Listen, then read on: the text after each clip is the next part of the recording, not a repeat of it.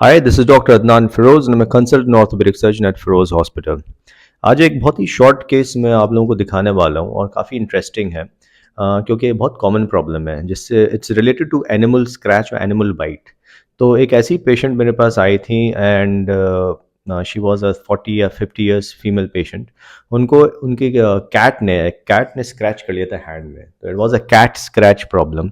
और आमतौर से जब भी कोई एनिमल स्क्रैच करता है तो यहाँ पे निशान बन जाते हैं and we basically they come to us, उसको रनिंग वाटर से हम साफ करते हैं, बीटाडीन सॉल्यूशन से साफ करते हैं। We give tetanus injections and we give rabies injections and antibiotics usually 2 हफ्ते चलती हैं। आमतौर से 90% पेशेंट्स ऐसे ही सेटल हो जाते हैं।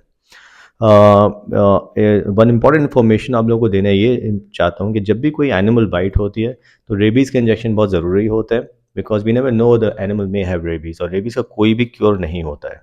तो इसलिए हमेशा रेबीज़ का इंजेक्शन अराउंड 5 इंजेक्शन लगते हैं और इसका एक स्केड्यूल होता है और वो इन पेशेंट्स में दिया जाता है। प्रॉब्लम इस पेशेंट में जो मेरे पास आई थी उनमें ये हुई थी कि इस जो भी बेसिक मैनेजमेंट हम कर रहे थे उससे ये बिल्कुल ठीक नहीं हो पाई और इनका हाथ जो है इतनी स्वेलिंग हो गई थी हाथ में क्योंकि उसको इन्फेक्शन हो गया था। तो ये एक शॉर्ट केस होगा जिसमें मैं आप लोगों को दिखाने वाला हूँ कि एक प्रॉब्लम, इतनी छोटी सी प्रॉब्लम थी कि कैट ने स्क्रैच करा था। It was a cat scratch problem and it basically turn out into a severe infection. तो हमने किस तरह से ऑपरेट करा और क्या करा हम लोगों ने, हम इस वीडियो में आपको शेयर करने वाले हैं। तो आप सभी लोग जानते हैं ये कितनी कॉमन प्रॉब्लम है। जिनके घरों में बिल्लियाँ पल रही हैं, जिनके घरों में कैट्स हैं, उसमें कैट स्क्रैच की काफ़ी कॉमन प्रॉब्लम है। और कैट जब भी स्क्रैच करती है इट इज़ वेरी नेसेसरी कि हम रनिंग वाटर से इसको वॉश कर लें। हमारे पास ऐसी एक पेशेंट आई जिसमें कैट ने उनकी स्क्रैच कर लिया था और इनका एक प्रेजेंटेशन ये था कि ये हाथ पूरा स्वेल हो गया था। इनके पीछे के हिस्से में स्क्रैच किया गया था। हमने शुरू में एंटीबायोटिक्स दी थी इनको, लेकिन वो स्वेलिंग बढ़ती गई और रिजॉल्व नहीं हो पाई। जब हमने इनका एक्सरे करा तो एक्सरे में हमने देखा कि everything was fine, everything was pretty normal.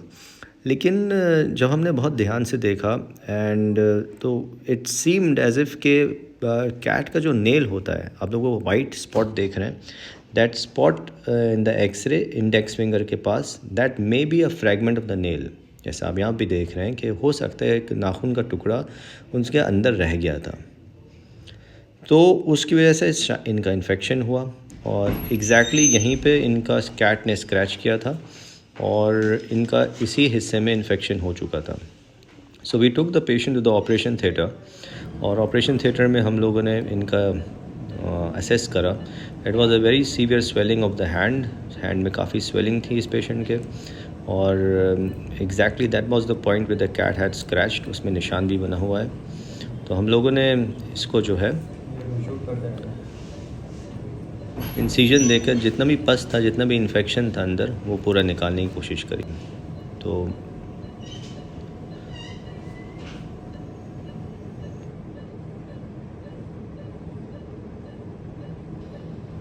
And as soon as we gave the incision, आप लोग देख रहे हैं इसमें पस अच्छा खासा निकला।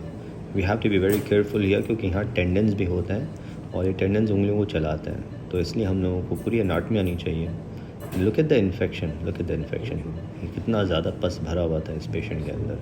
अगर हम इसको नहीं निकालते तो ये पस अंदर जमा होता रहता और ये इन्फेक्शन फैल जाता। पॉज कर लो, स्टॉप कर लो। इट इज़ वेरी इंपॉर्टेंट कि फ़ौरन जब भी ऐसे कोई पेशेंट आए और अगर आपको सस्पिशन है कि इन्फेक्शन हो चुका है, immediately take the patient to the operation theatre और उसको डिब्राइडमेंट करना है, उसका इंसिजन और ड्रेनेज करना है।